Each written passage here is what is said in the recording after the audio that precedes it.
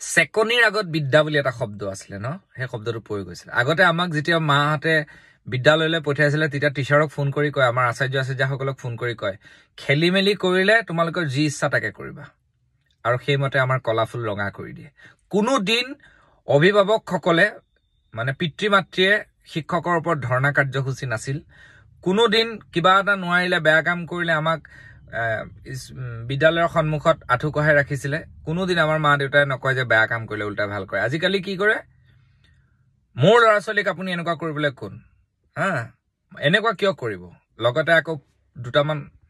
চেনেলো মাতি আনিব তাৰপিছত ধৰ্ণা কাৰ্যসূচী তাৰপৰা শিক্ষকজনক মানসিকভাৱে তেওঁক এটা পৰ্যায় পোৱাই দিব যাতে শিক্ষকজন বদলি কৰিবলৈ বাধ্য হৈ যায় লাগিলে সেই শিক্ষকজন ভালেই আছিল ছাত্ৰজনে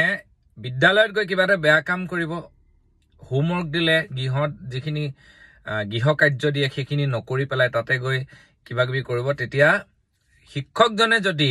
সেই বস্তুটোত অসন্তুষ্ট হৈ সৰুকৈ লাহেকৈ যদি এচাত দিওঁতে ৰঙা পৰিলে লগে লগে মানে আৰম্ভ হৈ গ'ল অভিভাৱকসকলৰ আৰু সেইবিলাক কাৰণতেই মই ভাবো আজিৰ ডেটত এই দৰঙৰ নিচিনা ঘটনা সংঘটিত হ'বলৈ লৈছে চাৰিজন ক্লাছ 10ৰ চাৰিজন নে তিনজন ছাত্ৰ মিলি 9ৰ এজন ল'ৰাক একেবাৰে শেষ কৰি পেলালে কালি দেখিছো লখিমপুৰৰ এখন বিদ্যালয়ত কিবা এনেকুৱা লোহাৰৰ কিবা কিবি লৈ আহে কাজিয়া লাগিবৰ কাৰণে মেণ্টেলিটি কি হৈ গৈছে চাওক আপোনাৰ ঘৰত ল'ৰাটোক সেইমতে শিক্ষা দিয়া নাই যি বিচাৰিছে তাকে দি দিছে মৰমত আপুনি যি বিচাৰিছে তাকে দি দিছে আৰু তাৰ ফলত তাৰ লগতে গোটেই সমাজখন ধ্বংস হৈ আছে আজি এই অভিভাৱকসকলক এৰেষ্ট কৰিব লাগে মোৰ মতে দৰঙৰ পিতৃ মাতৃক এৰেষ্ট কৰিব লাগে প্ৰথম মোৰ হিচাপত কাৰণ ল'ৰাটো যদি তেওঁ কণ্ট্ৰল কৰিব পৰা নাই আগতীয়াকৈ ইয়াৰ ওপৰত ব্যৱস্থা ল'ব লাগিছিল যে তোমাৰ ল'ৰাটো যদি ইমান গুণ্ডা মানসিকতা বা এনেকুৱা বেয়া মেণ্টেলিটি আজি শিক্ষকসকলক বদলি কৰিছে ন' ডাউট শিক্ষকসকলৰ কিছুমানৰ গাতো কিছু পৰিমাণে আছে দুখ আছে নাই বুলি মই নকওঁ কিন্তু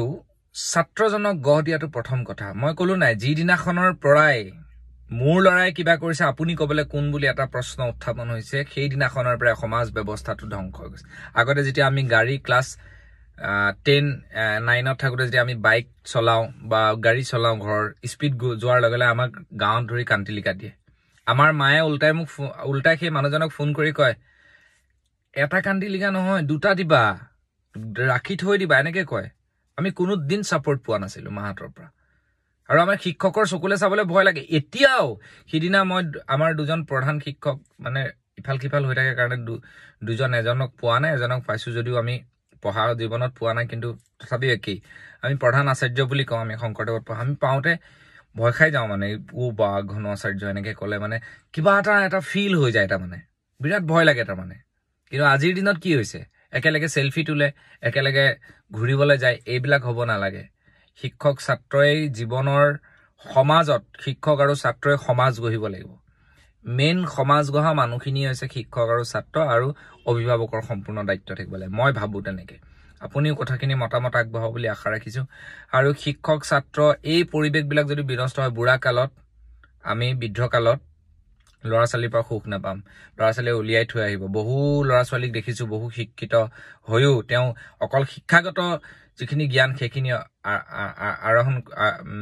আহৰণ কৰি বাকীখিনি পাহৰি গ'ল সেইকাৰণে তেওঁ নিজৰ মাক দেউতাকক বাহিৰত থৈ আহে ৰাস্তাত পেলাই থৈ আহে আজি দেখিছে চাৰিওফালে আমাৰ অসমখনত আপুনি ভাবকচোন চাৰিওফালে বেয়া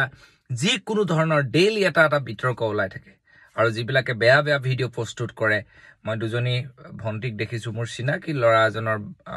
ৱাইফ হয় ইমান বিভৎস ভিডিঅ' বনাইছে তেওঁ ল'ৰাটোৱে সেই ভিডিঅ'টো চাই কি বুজিব কালিলে তেওঁক 18 ইয়াৰ্ছ নোহোৱাৰ আগৰ পৰাই তেওঁ মনত এটা বেয়া মানসিকতা সোমাই যাব গতিকে সময় থাকোঁতে সাৱধান হ'ব লাগে আমি সমাজ গঢ়িব লাগে আধ্যাত্মিকতাৰ অভাৱৰ কাৰণেই গোটেই কথাবিলাক হৈ আছে আধ্যাত্মিকতা বিয়পাব লাগে ভাল ভিডিঅ' চাব লাগে ভাল কথাৰে আমাৰ সমাজখন আগুৱাই নিব লাগে বুলি মই আশা ৰাখিছোঁ ধন্যবাদ জয় অসম